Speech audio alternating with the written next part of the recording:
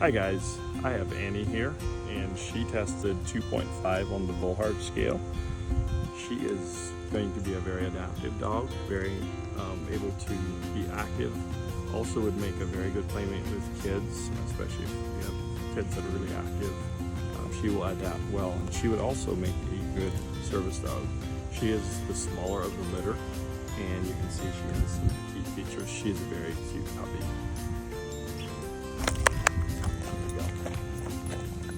Pootie.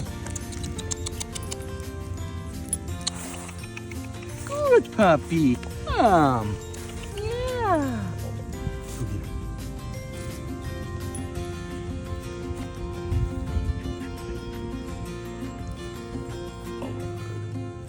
Hey.